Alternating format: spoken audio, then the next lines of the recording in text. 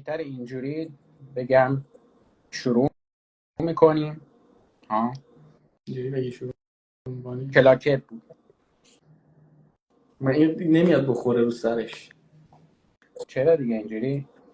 خب برو ردیف شد. آره خب آقا رسالت ما چی هست تو زندگی؟ خیلی خیلی سریع و خیلی برقاسا شروع میکنی. رسالت ما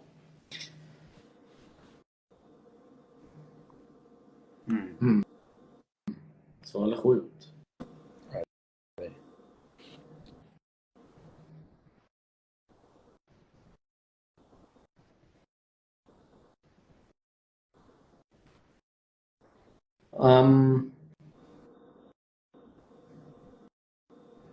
یه نسخه که بخوای بپیچی برای همه در بیاد کار که نمیشه.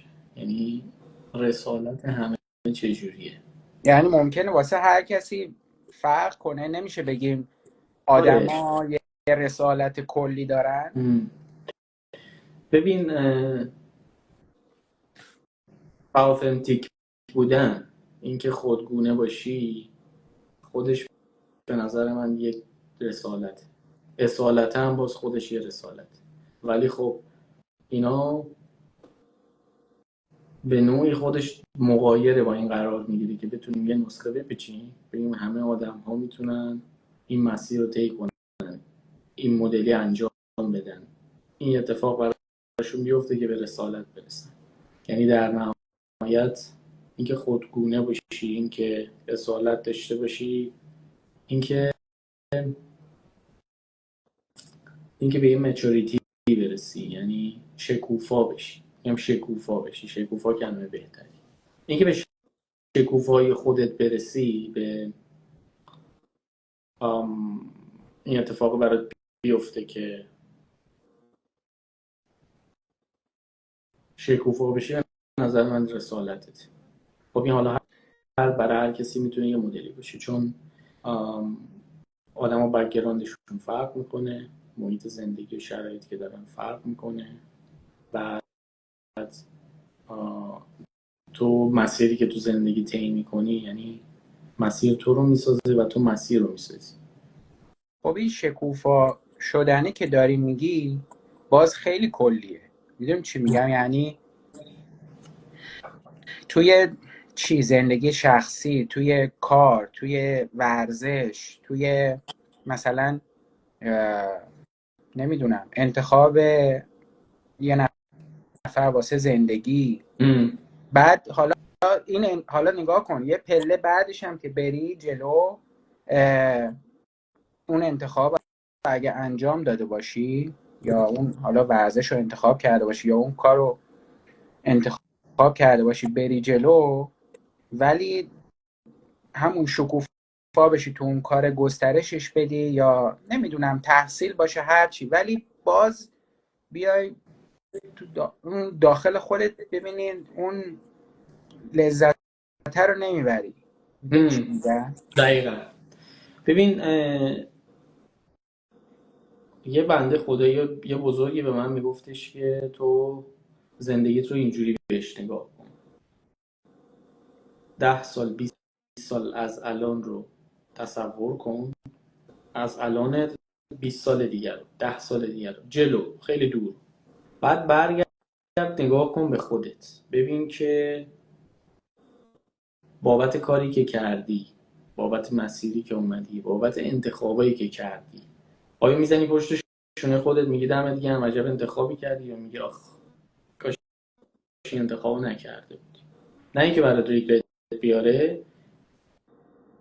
این میشه حالت یکم جدای از صحبت رسالت ها، ولی یکم هم پرگماتیک تر و پرکتیکال تره برای زندگی.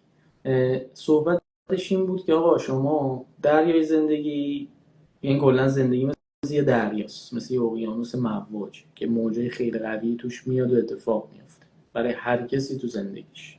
توان ما محدوده.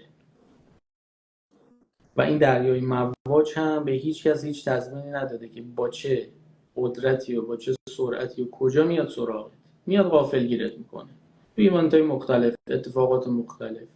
یه موقعی فکر میکنی خارج از توانت، کاری که میکنه، محکی که میخوری، این موجه که میاد، اگه واقعا زندگی رو مثل دریا ببینیم، مثل یک اقیانوس خروشان ببینیم. بعد میگفتیش که دو تا کار باید بکنی. یکی این که شما وقتی چشمانداز داری توی زندگیت، یعنی داری میبینی که 10 سال آینده کجا وایسادی و این تصویر رو برای خود روشن میکنی، میبینیش قشنگ و بهش به جزئیات نگاه میکنی، تصویر 10 سال آینده خودت رو.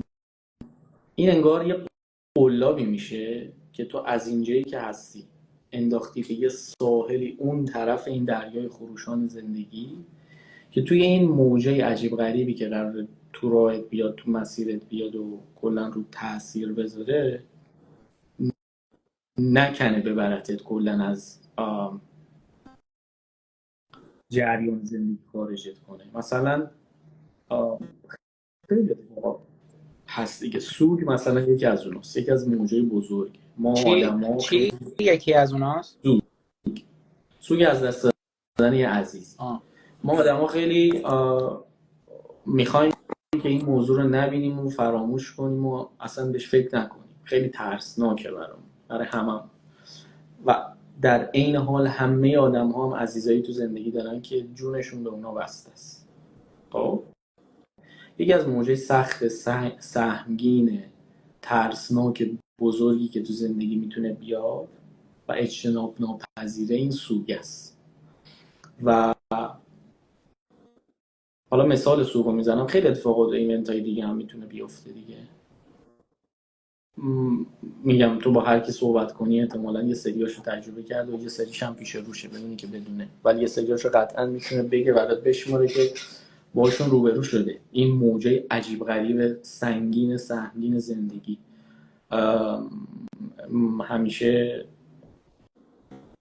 وقتی مثلا یه سختی اتفاق میفته یا به یه موردی فکر میکنم که در رابطه با زندگی خودم، در رابطه با گذشتم که یه موج سنگینی بوده، واقعا یه اتفاق، یه ایونت سختی بوده، یاد این بیت حافظ میفتم که میگه شب تاریک و بیم موج و گردابی چنین حایل، کجا دانند حال ما سبکباران ساحل ها.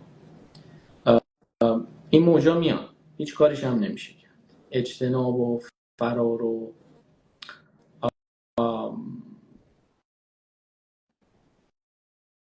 مأمن و پناهگاهی هم ازشون نیست. اما خب باز برگردم به یکی، حالا چی میخواستم بگم، این که تو یه چشمانداز خوب برای خودت داشته باشی، تو بلند مدت بهش نگاه کنی و بپردازی بهش و تو ذهنت داشته باشی، کمک میکنه عین یه قلابی که تو میندازی اون طرف، میندازی اون دورا که یه جای گیر کنه، شاید یه کمی نجاتت بده، شاید نذاره که از دست بری، از کف بری توی این موجا. از طرف دیگه پس دقیق نمیتونیم بگیم. نه این ببین تو قلابه انداخته میشه و مهم اینه که اون در واقع مهم اینه که جلو بره آدم. ببین یه پرانتز باز کنم، ببخشید. بگو.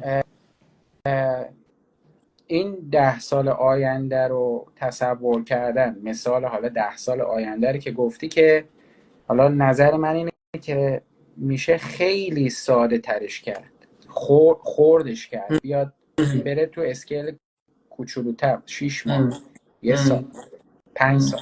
6 ماه به نظرم جواب میده واقعا. به محل زندگی ربط داره؟ نه ببین، حالا همین اون چیزی که تو میگی درسته و من یه جوری میتونم ارتباط بگیرم با چیزی که دیدگاهی که داری نسبت به این موضوع، ولی من فعلا فقط صرفا دارم راجع به خود چشمانداز صحبت میکنم. چشمانداز یه کانسپتی به نام چشمانداز و این کانسپت چشمانداز مثل یه قلابه که تو میندازی اون جلو ملوها و اصلا قرار نیست به خودت قول بدی و یه جوری، میدونی، اصلا هیچ تضمینی وجود نداره که اون اتفاق بیفته و تو اون آدم بشی و اون ستاپ فراهم بشی. هیچ تضمینی نیست، هیچ کس این تضمینی به تو نمیده الا خودت که بهش فکر میکنی. یعنی چجوریت بگم، یه روشنبینی و یه مثبت اندیشیه که خیلی بهت کمک میکنه که توی این دریای مواج سخت زندگی جا نزنی، تو موجه عجیب غریب. حالا ببین اینو داریمش، ما یه چشم انداز اون دور داریم، خیلی دور رو میبینی. خب از طرف دیگه باز برگردیم به مقوله رسالت. حالا رسالت اینجا چجوری شاید تعریف میشه؟ یه موقعی تصور میکنی پیش خودت که رفتی تو اون نقطه 10 سال 20 سال 30 ساله وایسادی، برمیگردی به عقب نگاه میکنی، میبینی که الان داری چی کار میکنی. آیا داری در جهت اون تصویر 10 سال 20 سال 30 سال اون چشم اندازه داری حرکت میکنی یا داری حرکت نمیکنی؟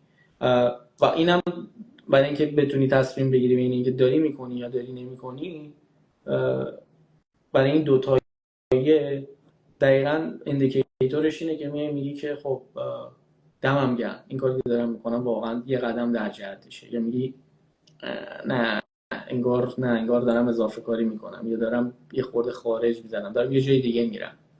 و اینجوری میتونی خودت ادجاست کنی.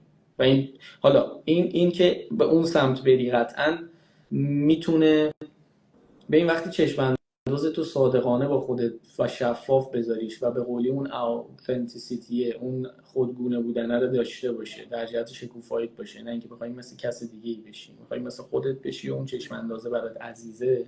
هر یه قدمی که در جهتش برمیداری احتمالاً یه کمی رضایتت هم بالاتر میره، یه کم رضایت میگیری، دوپامین نمیگیری یا سروتونین میگیری، یه کمی رضایت میگیری و این رضایت میشه یک همراه خوب برای خودت تو زندگی. یعنی به اون 10 ساله 20 ساله به اون تصویرم که رسیدی رضایت نسبی وجود داره و شاید هم هی بیشتر و بیشتر بشه. به نظر من این میتونه یه پرسپکتیو خوب باشه نسبت به آینده و زندگی و این داستان. حالا حرفتو بزن تا من بگم به اون قضیه شکستن. آره نگاه، من پیش خودم واسه این سوال جواب دارم. حالا ممکنه جوابم بنا به تجربه باشه، الان تو ذهنم این جواب هست، یادم نیست یه جا خوندمش که حالا بهش رسیدم، ولی میخوام سادهش کنم. یعنی میخوام هر چی که بشه، هر صحبت ها حرفایی که میزنیم رو ساده ترش بکنم. من حس میکنم این رسالته واسه هر نفر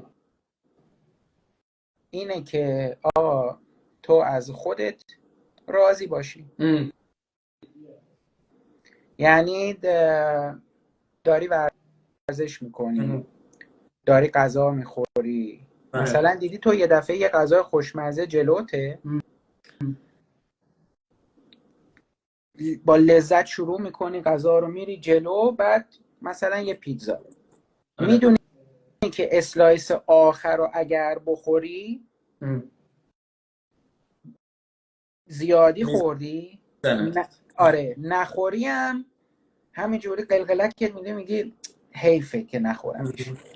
بعد پیتزا که اسلایس آخر رو هم که میخوری پشیمون میشی. بعد اصلا اون لذتی که گاز اولو زدی اصلا ول میشه. یعنی یادت میره. خب به همین سادگی. یعنی این راضی بودن از خودم خب خیلی به نظرم مهمه، ساده ترین حالت ممکن. خب و یه مسئله دیگه این که حالا بیایم یه کمی باز کنیم قضیه رو، این که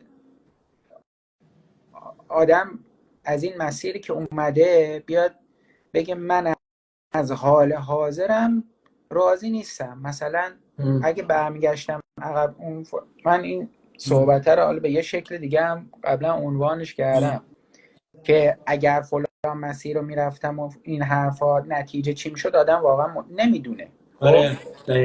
نمیدونه چی میشه. ولی شخصا از حال حاضرم رضایت دارم. یعنی اتفاقایی که برام افتاده، اون مسیر رو که اومدم، درسی که خوندم، رشته تحصیلی که داشتم، خانواده، دوستا، اتفاقایی که واسم افتاده، اصلا به خودم نمیگم کاشکی مثلا فلان اتفاق نیفتاده بود.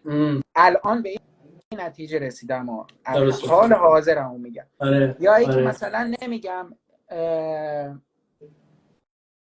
مثلا خدا کنه دوست دارم خب شرایط بهتر بشه، مثلا آقا بحث حالا کسب درآمد هست، بحث تحصیل هست، بحث ورزش هست، بحث زندگی شخصی و خانواده هست، اینا خب اون چیزایی که آدم دوست داره ارتقا بده. این طمع رو نمیشه جلوشو گرفت. این طمع رو هر آدمی داره دیگه. حالا یکی میبرتش این طمع رو توی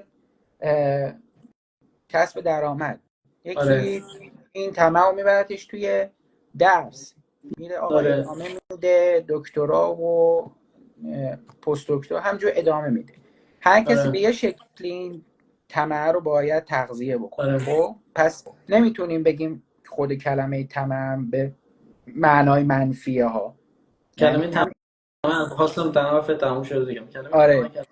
و یه چیزی دیگه هم در مورد اون محدود بودن گفتی، توی همین در واقع اقیانوسی که وجود داریم، دریای مواجی که وجود داریم، این محدود بودنه که ما ممکنه آنچنان زندگی نکنیم که خیلی چیزها رو تجربه کنیم، یا از تجربیات دیگران مجبوریم استفاده بکنیم، حالا پدر، مادر، بزرگتر، کوچیکتر. من خیلی وقتا شده از شاگرد خودم خیلی چیزا رو یاد میگیرم، بچه‌ها چیزا رو یاد میگیرم، یا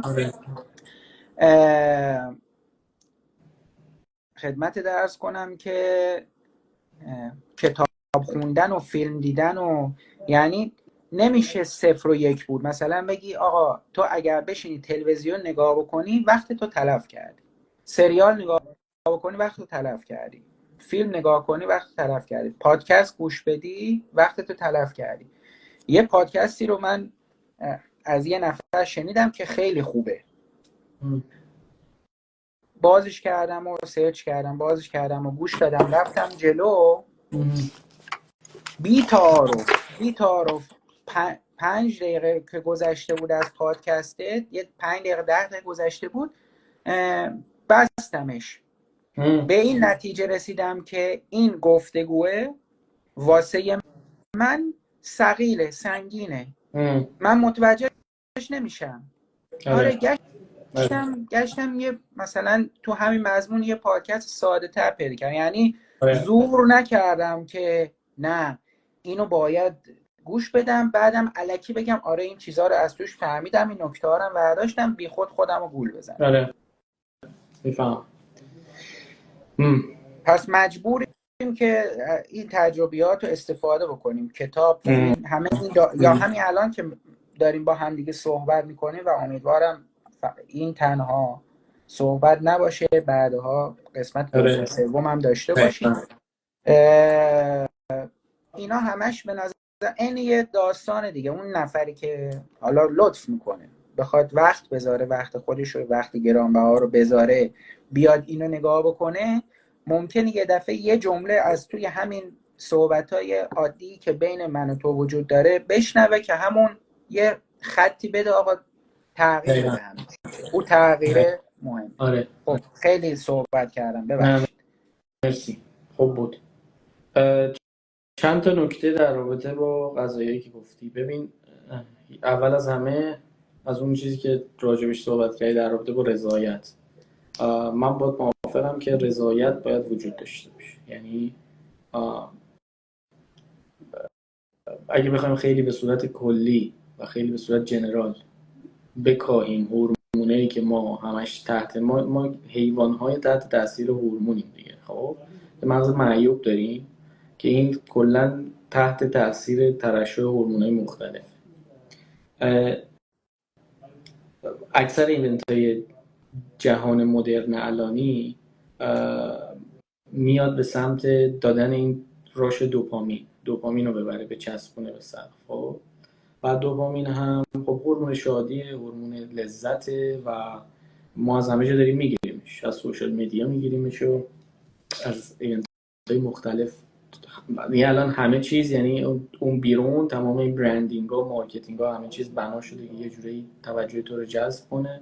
حتی غذایی که میخوریم، حتی غذای فست فودی هم یه دوپامین روش عجیب غریب بهت بده. ولی دوپامین مشکلی که داره اسپایک میشه، میره بالا، بعد میفته و وقتی دوپامین میفته نارضایتی به خودش میاره.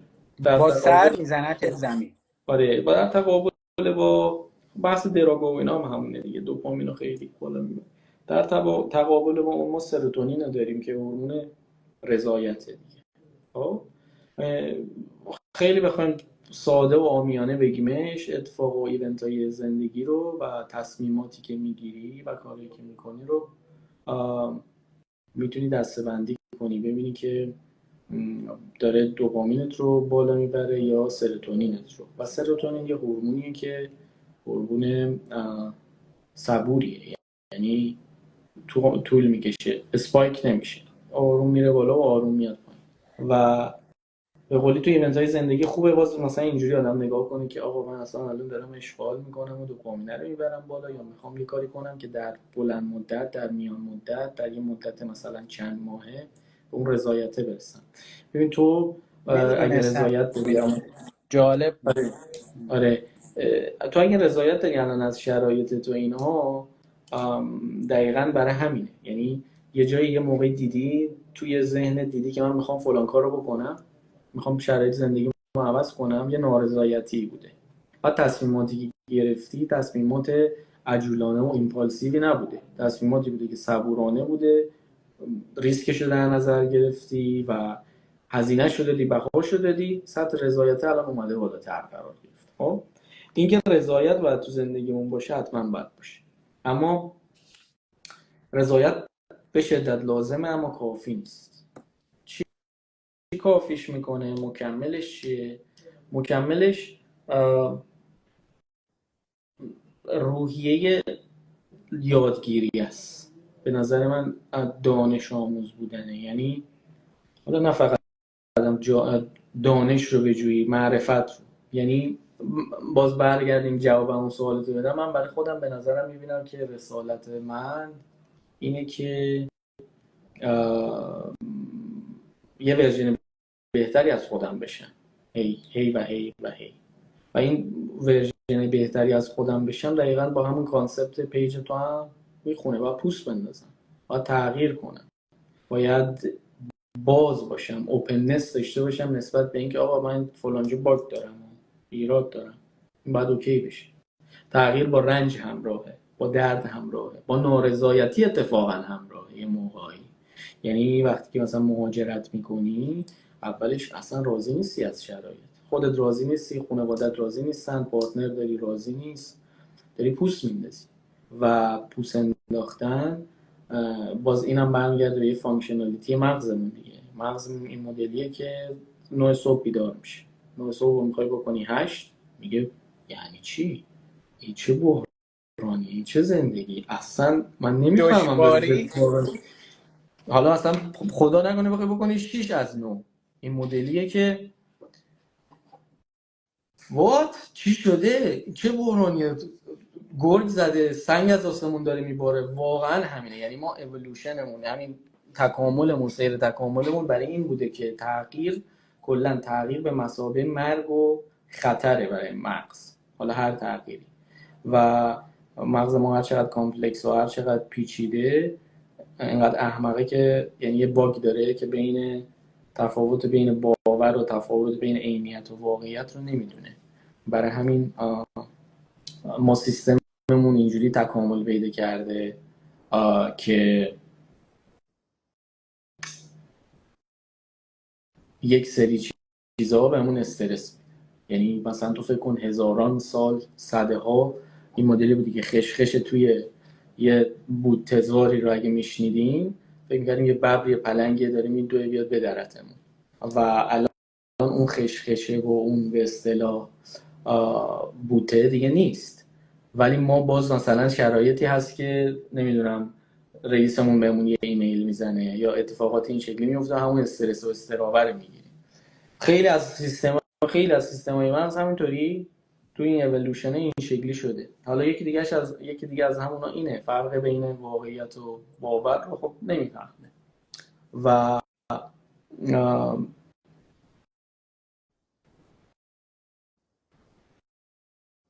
اون قضیه هورمون رو هم که گفتم، یعنی رضایت از سروتونین میاد، دوپامین رضایت نمیاره، نشاط و یه مقدار خوشحالی و این داستانا رو میاره. حالا هر تغییری که شما میخوای برای خودت اعمال کنی با نارضایتی و رنج همراهه. مغزت مقاومت میکنه، میگه که آقا چرا اصلا برای چرا میخوای من از سیف زونم در بیاری؟ با هزار یه فکر، با هزار یه دغدغه، با هزار یه چالش در درون خودت روبرو میشی. چون میگه نکنی ها. ببین ما الان تو سیف زونمونیم، ما الان تو شلتریم، ما تو الان تو پناهگاهیم. تو میخوای بری بیرون، این خطر هست، این خطر هست، این خطر هست. شیشه صبح اگه بیدار شی بیخواب میشی یا طول روز خوابت میگیره، وای بعد میخوای چیکار کنی، بعد اصلا انرژیت میفته. همه اینا بعد این شکلیه که تو تغییره رو اعمال میکنی. حالا اینجا میشه اون صحبتی که تو کردی، یه کوچولو به اون اشاره کنم، گرادیولی بعد انجامش بدی، گولش بزنی، کوچولو کوچولوش کنی. کتابی هست به نام اتمیک هابیتس که میگه آقا بشکنید. شما یه راه، مثلا اگه مثلا برای خودت میخوای قهرمان المپیک بشی، هر روز با نشی میخوام قهرمان المپیک بشم، شاید خوبه، ولی چیزی که من تو رو میرسونه به قهرمان المپیک شدن، شکوندنش به قدم‌های روزانه است. که روز 1 ساعت این کارو بکنن، خیلی کوچولوش باید بود. تغییر برای مغزم همینه، باید گولش بزنی. وگرنه مثلا وقتی بهش الان بگی، به من علیرضا بگی شما برو قهرمان المپیک شو، پنیک میکنه مغزم. ولم کن، المپیک چیه، من دیگه به این سن و سال نمیتونم که. ولی خب ما بدیل این قضیه هم زیاد دیدیم تو طول تاریخ بشریت. خیلی کارهای محیرالعقولی کردن، انامولی بودن، خارج از صف، خارج از باور عموم، که آقا نمیشه و کردن شده. برای اینکه میگم این یکم آدم راجب کارکرد مغز بدونه، بازیاش بدونه و اینها، و به نظرم خیلی میتونه ازش استفاده بگیره که بازی نخوره و بتونه زندگی با کیفیتی رو تجربه کنه. حالا باز برگردم به این نکته، رضایت رو داری، نارضایتی هم باید باش بیاد. نارضایتی که در جهت تغییر، پوست انداختنه و یه ورژن بهتری تو رو از خودت میکنه. عین کوهنوردی میمونه، یعنی داری تو مسیر میری بالا، کوهنوردی سختیه، کوهیه که داری مثلا زندگی ما هیچ کدوم زندگی نکردیم، شاید هم زندگی کردیم زندگی قبلی، یه سری نظریه‌ها هست میگن آقا تناسخ و این داستاناست، حتی اگه کردیم هم خیلی همون یادمون نمیاد. درسته؟ انگار داریم بار اول زندگی میکنیم و این بار اول زندگی کردن به مثابه میمونه که تو کوهنورد هستی، یه جوری یه سری ابزار داری، ولی زدی به دل کوهی که داری ازش بالا میری که اصلا شناختی ازش نداری. از اکثر جسمی دیگه جدیده دیگه. حالا به هر شکلی که اون برگشته اتفاق افتاده باشه یا اون حالا زندگی جدیده توی اون نظریه استارت خورده باشه، جسمی همینه که دیگه میگی دیگه. آره، و داریم به هر حال میریم بالا این زندگی رو، و خیلی جاها اینجوریه که خسته میشی و مغزت میگه آقا ولم کن دیگه، منو بر ندار از این وری به بر دیگه، داری دهن ما رو سرویس میکنی. میرسی به شلتر، میگه خب الان خیالم راحت شد، یه مقدار رضایت بهت میده. این بازیه هست، بازی رضایت، نارضایتی، شکستن یه سری پترنا، تغییر، اما در جهت مثبتش، اما در جهت خوبش. بعد حالا تجربه کجا به کار میاد؟ چیزی که اشاره کردی، گفتی از تجربه دیگران باید استفاده کرد، عمرمون کوتاهه، باید استفاده کنیم. تجربه اینجا میاد که تو بدونی که آقا یه سری رفتن، به هر حال مسیر زندگی یه سری رفتن و یه سری خیلی قشنگ هم رفتنش. مثلا یکی مثل حافظ خیلی قشنگ رفتتش. حالا هر کسی یه الگویی داره، میشه پیداشون کرد. نه فقط هم به عنوان، چون معمولا اینجور چیزا وقتی که فاز نصیحت میگیره، من فکر کنم 99% آدما گوش نمیدن. یعنی یه نفر مثلا یه آدم رو میارن، آقا یه آدم مثلا فرهیخته تو حالا برنامه تلویزیونیه، همین یه پادکسته، یه آدم اسمیه، یه سری حرفای قشنگ هم میزنه یا حتی دلی هم یه سری حرفای خوب میزنه، ولی عین همون دوپامینی که گفتی ها، به صورت مقطعی یه هیجان بهت میده که اوکی از فردا اینجوری میکنیم. یه 4 تا نکته هم برمیداری روی کاغذ مینویسی، بعد به روز نکشیده اون کاغذه روی میزت گم میشه. بعد 2 روز دیگه نگاه بهش میکنیم، مثلا میخندی، میگی بابا همون ولمون کن، ولش کن. یادت میره اصلا کلا. آره برمیگرده به همین بازی‌های ذهنت که بدونی و بدونی داری الان چی میگیری. به قولی وقتی هایپ میشی خیلی نشونه خوبی نیست، احتمالاً قرار نیست اون تغییر رو اعمالش کنی. تغییر چیز سختیه و ما الان دورانی داریم زندگی میکنیم که دیسترکشن از هر موقع دیگه تو زندگی بشر الان بیشتره. این گوشیتو که باز میکنی، همین اینستاگرام میری میای، تو 10 دقیقه 200-300 تا پست میبینی و انقدر بمباران میشی که اصلا یادت میره کی بودی، کجا بودی، چیه، چجوریه. هیچ موقع اینجوری نبود و ذهنم خوراکشه. یعنی مثلا بیای بهش بگی آها من میخوام فلان تغییر رو اعمال کنم، به نظرم این کار جواب میده و منو بهتر میکنه، یا مثلا یه بودی از زندگیمو بشنم روش کار میگه خیلی من که یه سری بازی خودم بلد بودم بهت بدم، حالا که دیگه اینستاگرام و اینا هم هست، یه کار ما رو راحت کردی دیگه زیاد نخوایم مثلا دامن بزنیم به این تغییر و این درده، چون دیگه تغییر و درد همراه.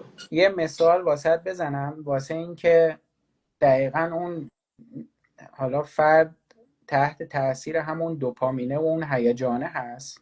حالا مثال همین اینستاگرام رو زدین و متاسفانه یا خوشبختانه گزینه دیگه بابت اینکه ما بتونیم با هم دیگه صحبت کنیم و بشه ضبطش کرد و اینا واسه من وجود نداشت که ما داریم از این استفاده میکنیم. اینستاگرام به خود بد نیست، مثلا روزی 10 ساعت استفاده کنیم. بعد فکر کن صدای گوشی طرفی که مثلا کنار دستت نشسته یا توی حالا اتوبوس، مترو، هر جا بلند باشه و این داره گوشی رو چک میکنه، هی بالا پایین میکنه این پستا و صداها. تو میدونی دیوونه میشی واقعا. یعنی روی هر پست و استوری یه موزیک هست، یه صدا هست، یه تون هست. بعد دقیقاً یعنی هر کدومش میخواد تأثیر خودش رو بذاره، انکرت کنه، بگیرت. دقیقاً. ولی من خودم بیشتر وقتا باز میگم 99% مواقع اگرم دارم چک میکنم که نمیگم چک نمیکنم، یه جورایی توی حال حاضر یه جورایی تفریح هم محسوب میشه واسه من. دقیقاً. مثلا هم صحبت به اون شکل وجود نداره، خودمون 2 نفر فقط هستیم دیگه، تایم مثلا تنها هستم، همینه دیگه.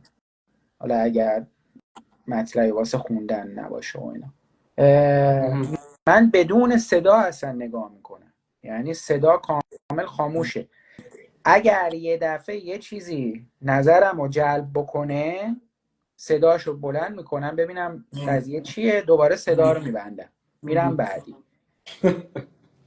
باحاله، خیلی چیز باحالیه. چیزی که میگی نمیگم مگر مثلا یک نفر کنار دستم هست که مزاحمش نشم، خودم تنها هم که باشم سایلنت گوش میکنم. یعنی میگم سایلنت گوش میکنم، سایلنت نگاه میکنم. یه چیزی که تو داری به فراخور رشته‌ای که کار میکنی و زمینه‌ای که سالها باش مشغولی و این یه چیزیه که به شدت لازمه و باز این هم میاد. ببین یه پکیجیه که تو به سمت اون رسالته، به سمت اون شکوفایی جلو بری. یکیش رضایته، یکیش اوپننسه برای اینکه تغییر کنی، بهتر بشی و پیشواز بری این هزینه درده و تغییر و پوست انداختن رو. یکیش دیسیپلینه. این دیسیپلینه خیلی مهمه. یعنی تو اگر این کارو میکنی و به نظر خودت هم حالا خیلی ساده میاد، تو داری دیسیپلینایز میکنی، داری با دیسیپلین نگه میداری اون مقدار حالا توجه و تمرکزی که میذاری از اینستاگرام تو اون تایمی که داری، به قولی خودآگاه یا ناخودآگاه داری یه مقداری اون لول دوپامینی که ازش میگیری و پایین‌تر میاری، دیسترکشن رو کمتر میکنی. و حالا میگم این شاید یه چیزی که خودت بدونی یا نه، ولی من مطمئنم تو زمینه، حالا من که میشناسم، تو زمینهای دیگه زندگیت هم این دیسیپلین نداری. دیسیپلین هم یکی از کاراکتریستیک‌های، یکی از شاخص‌هایی که به نظر من به شدت لازم، یعنی برای هر آدمی بدون دیسیپلین باری به مقصدی نمیرسه برای حالا هر کاری که میخوای بکن. بعد حالا تو این کاری میکنی، کار جالبی که برای من خیلی جالب بود، کاری که من میکنم اینه که من از یه تایمی به بعد شب کلا صفحه گوشیم قرمز میشه، همه چیز رو قرمز دیگه چک میکنم. بعد حالا تو فکر کن مثلا وقتی که کلا صفحه گوشیت قرمز میشه، الان نیست البته، ولی وقتی همه چیز قرمز میشه چقدر این همه زحمتی که میکشه این پست‌ها رو درست کنن و رنگ و لعابش از دست میره. بعد دیگه اون موقع تو خیلی باید یه پستی مثلا یه کانتنت جذابی داشته باشی که باز دوباره این تصویر رو برگردونی به حالت عادی ببینیش. این کارو من میکنم، من اینجوری فیلترش میکنم. زدی تو خال. من دقیقاً استارت همین پادکست حالا گپ و گفتگو که زدم، کلاً اولین و آخرین ادیتی که انجام میدم روش همینه که سیاه و سفیدش میکنم. یعنی قرار نیست چیزی که یه وقت من پوشیدم، یه وقت یه چیزی که روی دیوار ممکنه پشت سرم باشه بعدها، یا اون حالتی که الان تو داری، چیزی که پوشیدی، حالا اتاق، صندلی، هر چیزی، قرار نیست حواس طرف رو پرت بکنه. اگه یک نفر واقعا علاقه داشته باشه، دوست داشته باشه، میخواد وقت بذاره، به شکلیه که حتی اگه فرصت اینو نداشته باشه که ببینه، با شنیدنم مطلب رو بگیره. یعنی دیدنه سیاه و سفید میره جلو، چیزی نیست که بخواد حواس رو پرت بکنه، باید به گفتگوه گوش بده در واقع. اینو دقیقا من بهش رسیدم و کار جالبی رو انجام. این کار جالبیه، ولی کاری که داری میکنی یکم ریسکی هم هست واقعا. بینانه و آنست بخوام بهت فیدبک بدم، برای اینکه باز میگم، حالا باز برگردیم به همون فانکشنالیتی دوپامینه. دوپامین اعتیاد آوره به شدت. بعد ملتی که تو اینستاگرام دارن میچرخن، هی دنبال لنگ و لعاب میچرخن، میگردن تا این سطح دوپامینه ارضا بشه دیگه، اونقدری باشه که اون شادی و نشاطه رو بده. هرچی ازش بیشتر میگیری، لول و این استاندارده برات هی میره بالاتر و باید هی بیشتر بهش بدی که اونو میت کنه و یکم احساس مثلا اون خرسندیه رو بکنی. توی هیاهوی این شکلی پست سیاسفید گذاشتن، خب از خیلی مثلا اینجوریه که خب حالا بعد خودت هم میدونی، ببین من که عالم ده نیستم اصلا، یعنی هیچ حرفی برای گفتن نداره. بعد پادکسته خیلی خفنی داریم اون بیرون که اصلا آدم گوش میکنه کیف میکنه. چیزی که میخوام بهت بگم در معرض این هست که تا مخاطب خودش رو بگیره یکم تایم بگیره کارت. یعنی من میخوام اینو پیشنهاد بهت بدم که کانسیستنسیه و این دیسیپلینی که همیشه داشتی تو همه زمینه‌ها رو اینجا هم داشته باشی که بتونه تو طول زمان بگیره مخاطبش، چون انقدر رنگ و لعاب نداره که هم اول بخواد همه رو جذب کنه فلان. من پشت سرم مثلا منظره هوایی نداره، رو سواحل هوایی دارم، با ویدیو کال چیز نمی‌کنم، لایو نمی‌کنم، تو هم همینطور. و من کاملا درک میکنم و کاملا خیلی خیلی با این ایدت موافقم و خیلی علاقه‌مندم بهش، خیلی ساپورت میکنم. فقط میخوام بهت بگم که اونم هست، یعنی اینم اون بر قضیه هم هست که مطمئنم دیدیش خودت، چون تو هیچ وقت دنبال زرق و برق نیستی تو زندگی، هیچ وقت. من به نظرم دنبال کننده رو که گفتیم، عین همون چیزی که در مورد تدریس بهش اعتقاد دارم، که از یک کلاس 100 نفره یک نفر به اون چیزی که دارم میگم برسه، نتیجه بگیرم که حرفم واسه اون یک نفر کفایت میکنه یا اون تکنیکی رو که دارم نشون میدم کفایت میکنه، برام بسه. آفرین.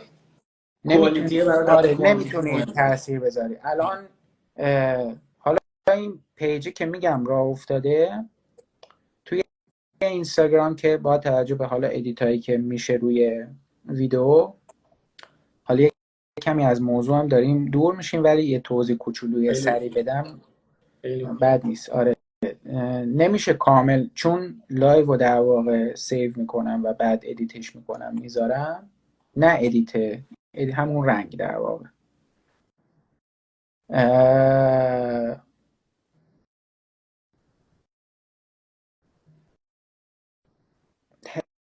حس میکنم دیگه چیزی دیگه لازم داشته باشه و ممکنه برای یک نفر جذاب باشه همون یک نفر دنبال بکنه، چون میگم این قراره یه قسمت از برنامه‌های که تو ذهنم هست باشه،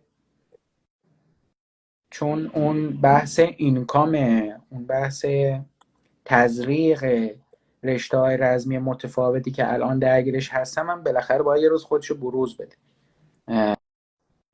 اونا میشه شاخه‌های دیگه، حالا صحبت‌های دیگه که میشه و آقا شما 50 نفر دنبال کننده داشته باشید یا مثلا از این عین کامنت هایی که مثلا ممکنه زیر یه پست و استوری گذاشته بشه، از این کامنت ها، از این اظهار نظرها ممکنه از 10 تا 5 تا شبیه به هم باشه، مثلا آفرین گفته باشه، یه دونش هم ممتنع باشه اصطلاحاً، یعنی یه چیز هم فقط یه چیزی نوشته باشه، 4 تاش هم انتقاد کرده باشه. خب دم اونایی که مثلا میان تعریفم میکنن گرم، کیف کردن، لذت بردن، یا نه حمایت میخوان بکنن. حالا ما دنبال چیز خاصی هم نیستیم که بخوان حمایت کنن.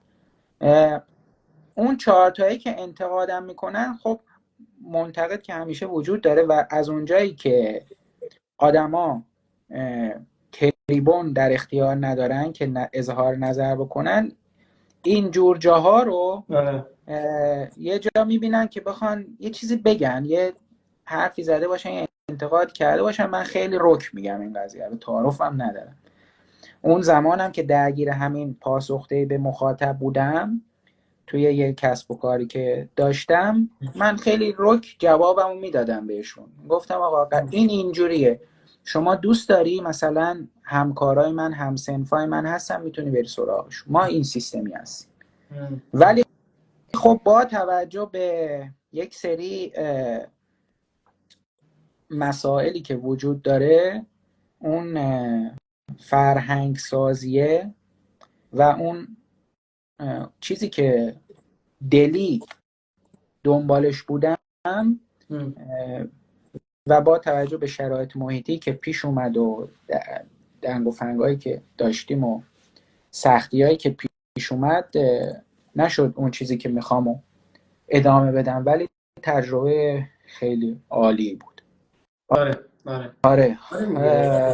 این تو هم خودت این تغییرهای عجیب غریب داشتی و تغییر سخته و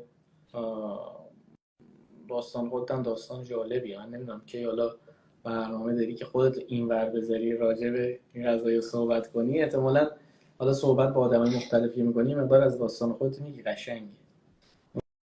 ولی آره من باهات موافقم، کوالیتی مهمتره. یک، دو این که من فقط همین نظرم اینه که ببریش جلو و نذاریش زمین. آره و نگو مثلا من عادی. چرا عادی؟ حتما آقا یه نفر، یه بازیگر اگر درست حسابی شروع کرده باشه، فقط از روی چهره و حالا مثلا بگن او چه چهره کاریزماتیکی داره مثلا فلان، یا مثلا بگن فلان چقدر مثلا خوشگله فلان، بیارمش توی سریال، بیارمش تو فیلم، بدون هیچ آموزشی مثلا بخواد استارت بزنه. این مدلیش هست. یه مدل هم داریم، یه دفعه میبینین طرفو توی اولین فیلم و سریالش میبینیم، میگی اوه چقدر قشنگ بازی کرده، مثلا بعد میبینین نه آقا طرف 10 سال داشته تئاتر کار میکرد. میدونی یه عقبه‌ای داره دیگه، یه چیزی پشتشه. الان این من بالای 40-50 تا نفر رو آماده کردم که بخوام باهاشون صحبت بکنم و خدا رو شکر تو جز اون حالا 3 نفر اول باز افتخار. سلامت باشی. این 40-50 نفر هر کدوم ممکنه یه اصلا کسب و کار و یه علمی و یه درس یه چیزی رفته باشن جلو. خب این واسه خودش یه مسئله مهمه. من نیومدم فقط بگم برنامه‌م هست که با رزمی کارا صحبت بکنم، ولی الان نه، تو این مرحله نه.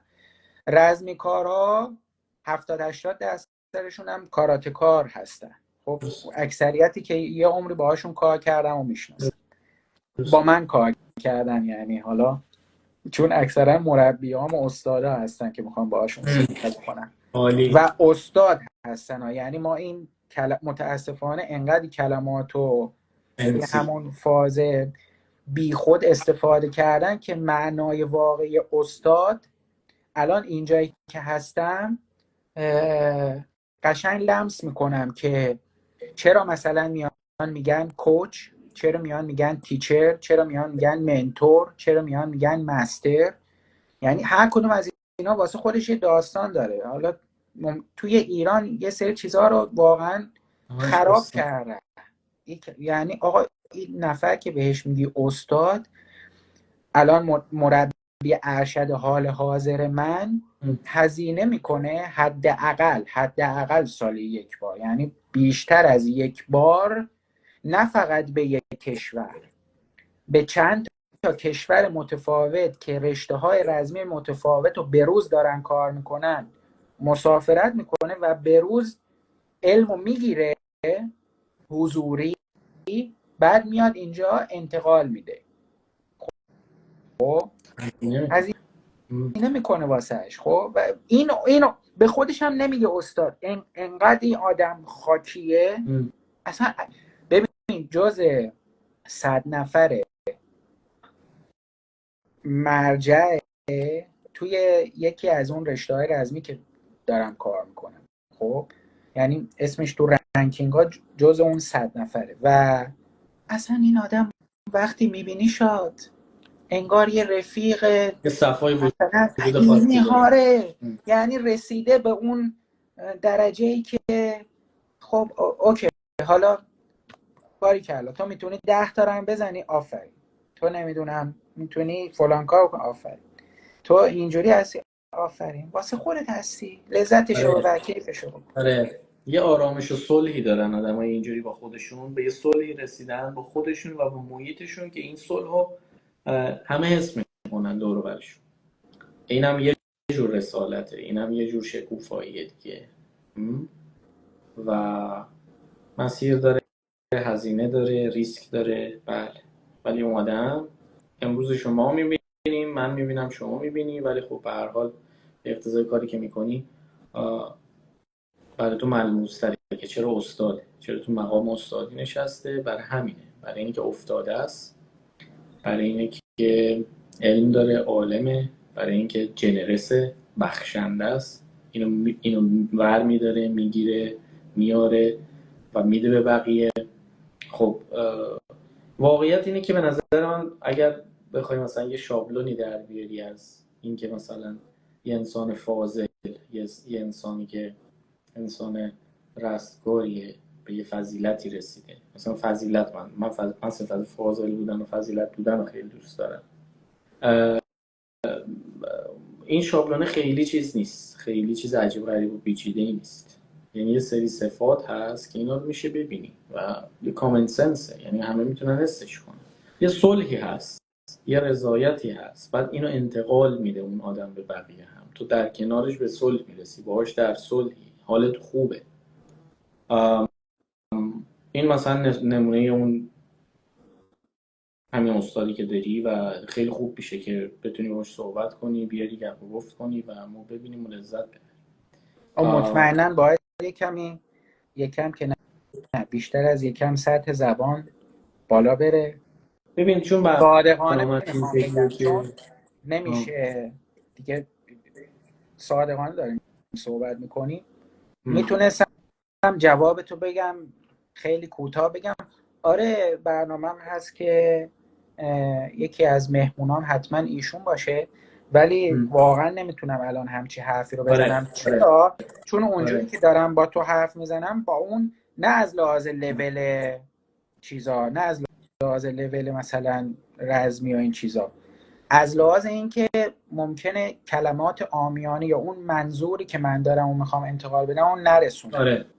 باید به اون حد اول آدم برسه، بعداً بخوام با یک نفر تو صحبت. فرصت دیگه، این فرصت خوبیه. تو شاید این آدمو فقط بتونی یه بار داشته باشی. من میخوام این فرصت یه جوری باشه که به قولی take the most out of it، بتونی قشنگ بذاری طرف صحبت کنه و این علمش، این برای حال مخاطب چیز بشه، عیان بشه، مشخص بشه و بیراهه نره. درست؟ حالا با توجه به روکردی که داری برای این پادکست ها و برای این لایو ها که میگه آقا فرمون دست خودته، اینو هم اگر بتونی بهش منتقل کنی به نظرم خوب میشه. ولی به قولی عجله‌ای نیست، شما هستی، اوشون هم هست، و حالا این موقعی که احساس کردی اوکیه، تو چشم اندازت داریش دیگه، میاری حرف میزنه و اینها. خوبه، خیلی خوبه. یکی رفتیم تو حاشیه، یکی ببین هرچی از تو حاشیه است، حاشیه اشغال تو حاشیه. یه نکته گفتی که اونم نوشتمش که بهش اشاره کنم، تعادل در رابطه با قضیه پیتزا که گفتی. ببین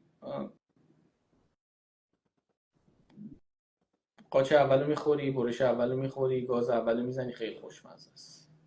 آخریه رو میخوای بخوری، یکم دو دلی که بخورم یا نخورم.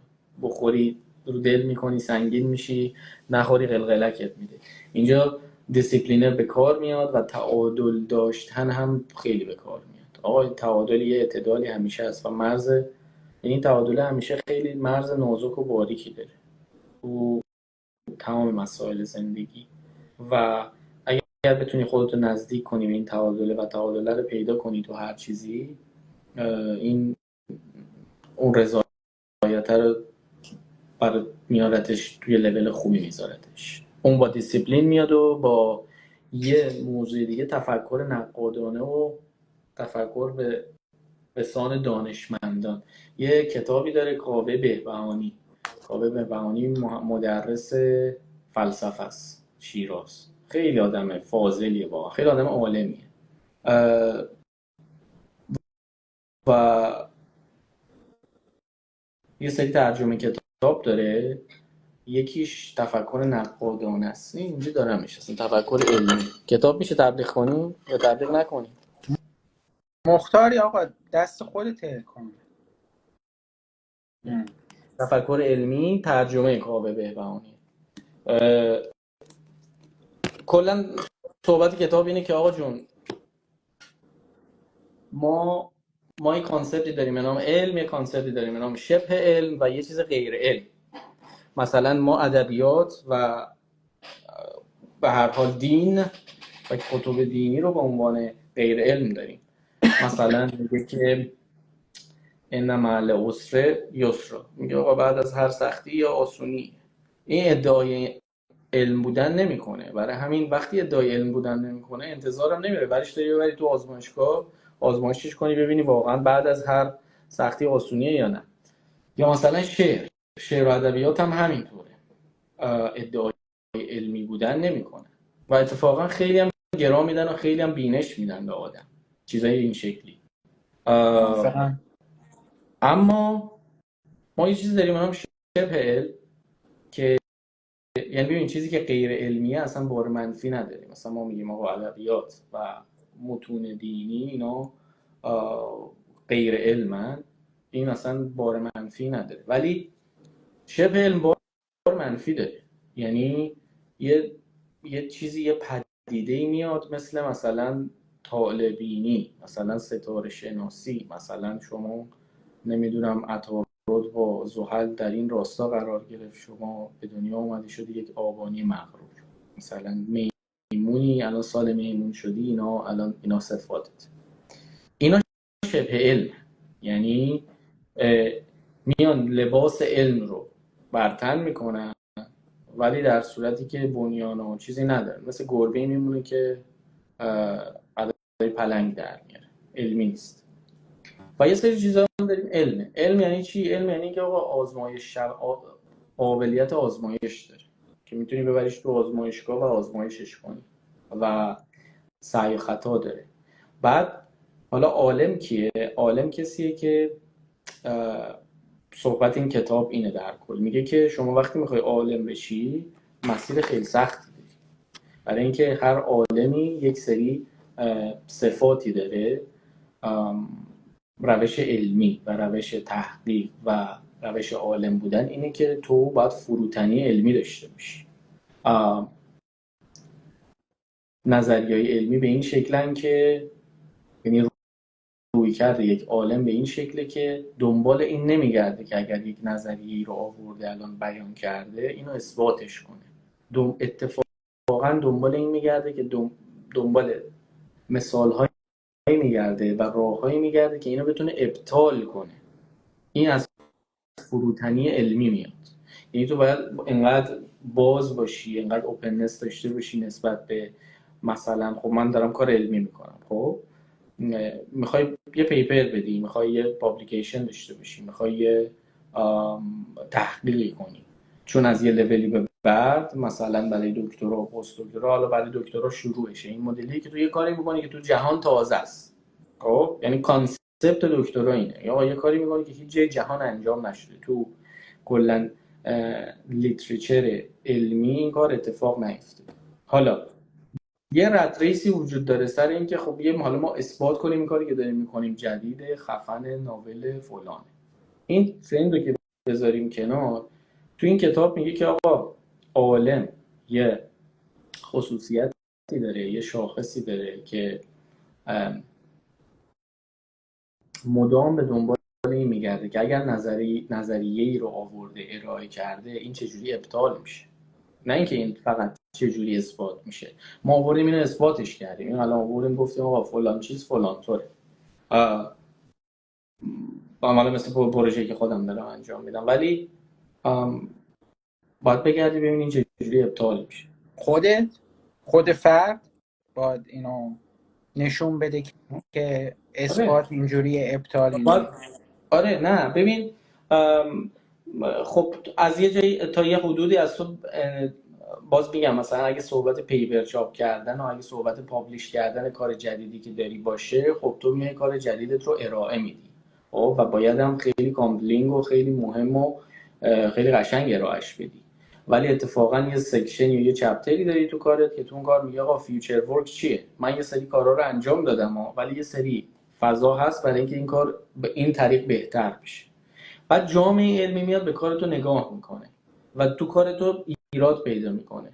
خب تو باید نسبت به این موضوع اوپن بشی، اوکی بشی، آقا من کاری نکردم که این دیگه مطلق باشه.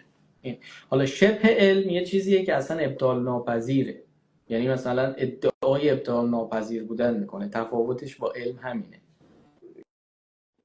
اون کسی که حرف علمی میزنه خیلی بازه نسبت به این که، حالا اینا رو باز همه رو گفتم به این برسم که فروتنی باید وجود داشته باشه.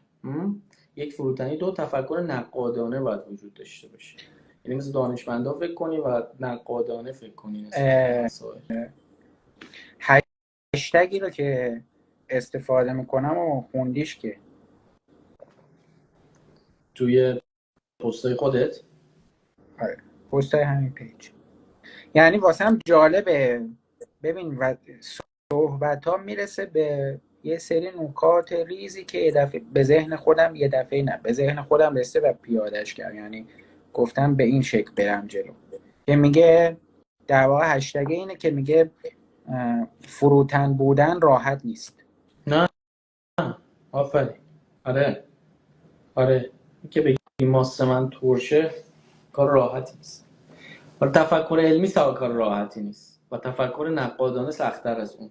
تفکر نقادانه یه چیزی که به تو کمک میکنه که اون سطح رضایت فراهم بشه و میدونی احتمالش بالاتر بره. تفکر نقادانه در کنار استفاده تجربه دیگران باید بیاد اعمال بشه. و این رسیپی داره یه خورده بیشتر میشه کامپوننتاش دیگه، به قولی کامپلیکیتد میشه، یعنی پیچیده تر میشه. ولی واقعیت همینه، یعنی ما یه جعبه ابزار باید داشته باشیم و بزنیم به این مسیره که شاید به یه سعادتی برسیم، شاید به یه شکوفایی برسیم. میدونی یه المان نیست به نظر من، یه نسخه نیست، مثلا یه چیز نیست که بگیم آقا اینو بگیر و بردار برو کارتو در میاری. پیچیده است زندگی، چیز پیچیده ایه، معموله پیچیده ایه، جعبه ابزار میخوام. ما در نهایت با یه جعبه ابزاری میزنیم به دل راه و این جعبه ابزار حین راه تکمیل و تکمیل تر میشه، شناختمون بیشتر میشه، تجربهمون بیشتر میشه، تفکر نقادانمون برزیده تر میشه. هر از گاهی به یه مشکلی، به یه پیچی، به یه موردی که میخوریم یا آچار رو در میاریم میندازیم، امتحان میکنیم وا نمیشه، یکی دیگر رو در میاریم میندازیم، چیز میکنیم دیگه، جدال میکنیم. یه جعبه ابزار میخوایم برای این رضایته، برای این سعادته، برای این رسالته. میگه که یه تئوری هست، اینو آقای علی اصغر هنرمند فکر کنم اگر اشتباه نکنم بیانش کرد، خیلی برای من جالب بود. میاد میگه زندگی شبیه یه گاز چهارشعله است که یکی از این شعله ها کاره، یکیش خانواده هست، یکیش سوشال لایف و دوستا اطرافیانه، یکیش هم سلامت. آفرین. بعد میاد میگه که خب اگه میخوای زندگی موفقی داشته باشی شما 3 تا شعله رو باید روشن نگه داری. یکیشو کنسل کن. نه این میره رو فاز حد اکثری، یعنی میگه تو کپسول گازه تو هستی. اوکی. کپسول گازه تو هستی. داله. میگه که آره. بعد میگه خب حالا اگه میخوای خیلی موفق باشی باید 2 تا شعله رو فقط روشن نگه داری. مثلا خیلی از این سرگذشت مثلا دانشمند و این چیزها که آدم میخونه، مثلا طرف تو سن پایین فوت کرده، چرا؟ چون به سلامت اهمیت نداره، شب بیداری و درگیری و یا مثلا حتی اگه چیزای مربوط به حالا علم همون چیزای شیمیایی یا اینا باشه یا بحث بیماری ها باشه، خودش یه دفعه درگیر شده. صحبت جالبه کنیم در موردش. من نشنیده بودم اینو ولی برام جالبه. من بدیل اینو شنیدم و بهش معتقدم یه جورایی. اونم این بود که زندگی 12 تا وجه داره، همین چیزی که گفتی یه خورده جداتر، دیسکریت تر، مثلا ارتباط با خانواده، ارتباط با پارتنر، دوستان، کار، شغل، درآمد و سلامت جسمی، سلامت جنسی. این 12 تا میشه. بعد شما در نهایت تو طول زندگیت یکی از رسالتایی که داری اینه که بین این 12 تا تعادل برقرار کنی. در نظرش بگیر مثل یه تراک میمونه، مثل یه کامیون میمونه با 12 تا چرخ.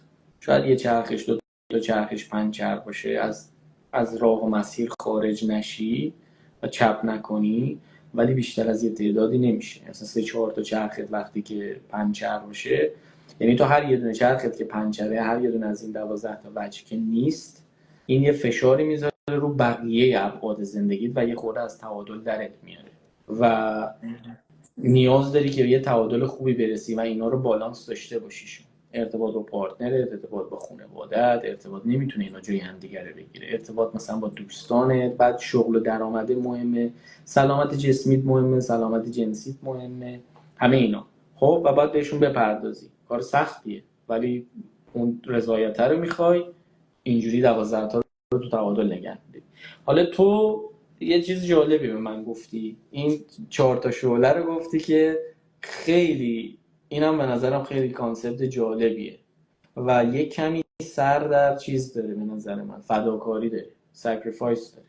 میگه آقا اگه طاووس میخوای باید جور هندوستان بکشی، یه سری چیزها رو باید قیدشو بزنی.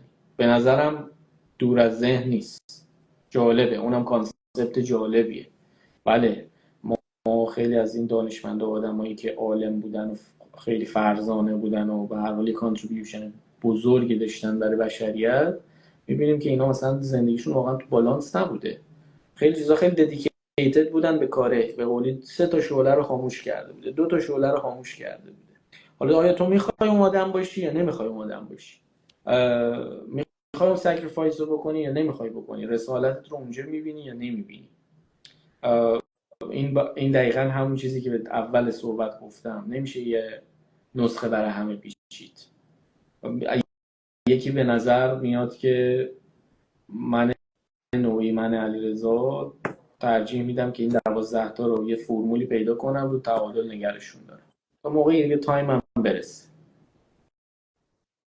ولی یکی میگه که آقا ببین من انگار به دنیا اومدم، دارم حس میکنم اینو، انگار به دنیا اومدم که یه اتلت باشم، یه ورزشکار باشم و برم خفن ترین و تاپو بزنم و بیام. اینو تو هم میدونی احتمالاً، حالا شاید این حرف رو تایید کنی شاید هم نه، ورزشکارای حرفه‌ای به لحاظ جسمی واقعا زیاد سلامت نیستن. ورزش حرفه‌ای خیلی از آدم چیز استعلاقو میبره بالا. مثلا دوستی دارم اشکان بسکتبالیست، میدونی اذیته، یعنی اینجوریش بالاست، یعنی تو ددیکیتد میشی 2-3 تا شعله رو دقیقا خاموش میکنی که بخوای بری به اون لول بالای برسی.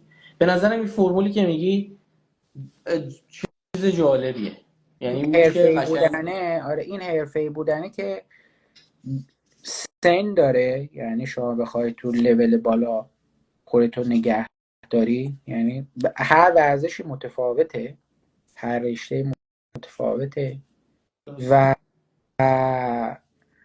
ما همیشه از روز اول تا همین الان همیشه میگیم که ورزش حرفه‌ای، این یه جمله همیشگیه که میگیم ورزش حرفه‌ای همراه با آسیب بدنی. محال ممکنه تو آسیب بدنی توش نبینی. حالا هرچی هم میخواد تو پزشک و نمیدونم روانشناس و این چیزا همراه باشه، دیگه گنده تر و قولتر از مثلا تیمای فوتبالی نداریم که. اینا تیمای فوتبالی بزرگ همه چی در اختیارشونه، رسانه و پول و همه چی هست، بازیکن میاد عمر مفید بازی این بازیکن چقدره، حالا تک و توک توشون در اومده، مثلا حالا مثلا زلاتان به 40 رسیده یا کریس رونالدو یا مسی، مثلا این 3-4 نفر مابقی دیگه از سن پایین شروع میشه این حرفه‌ای بودنه، از 15-16 سالگی تا آخرش دیگه مثلا 28 بستگی حالا به پست و اینا هم داره، حالا مثال فوتبال زدم. ولی یه چیزیه که با هم دیگه هست دیگه، باید قبولش بکن. یعنی دقیقاً مثلا ددیکیشنی میخواد، احتمالاً 1-2 تا شعله رو باید خاموش کنی حداقل. راست میگی. به نظرم حرف جالبی بود، اما خب همه نمیخوان حرفه‌ای باشن، همه نمیخوان اون ددیکیشن باشه و حالا ما چیکار باید بکنیم؟ ما باید بگیم اینا ایراد دارن؟ به نظر من خیر. یعنی چون نسخه و شابلونه باید ببینیم آقا نسخه، یه نسخه وجود نداره برای رسالته، یه نسخه وجود نداره. به نظرم این رسیپیه که آقا شما دیسیپلین داشته باشی، اهل تعادل باشی، به تعادل بپردازی، اوپننس داشته باشی به لحاظ ذهنی، پیشواز تغییر بری و دنبال رضایت باشی، یه رسیپی خوبه، یه جعبه ابزار خوبه که بشه گرفت و برداشت و زد به جاده و ببینی چه جوری میشه. این 4 تا گزینه که صحبتش شد، ممکنه یه نفرم اصلا هنر اینو داشته باشه جوری تعادل ایجاد بکنه که به 4 تاش برسه. یعنی حالا من تو صحبت قبلی گفتم یه کاری باشه که از همه لحاظ اوکی باشه، حالا نیاز جامعه باشه، تخصصم توش داشته باشی، پولم توش در بیاری و ایکیگای. بگو حالا یکم ازش. که بحث سر همینه که میگه شما باید به اون ایکیگای برسی، یعنی از کاری که میبری انجامش میدی لذت ببری، آره. توش تخصص داشته باشی، پولم توش در بیاری و مفید باشه واسه جامعه.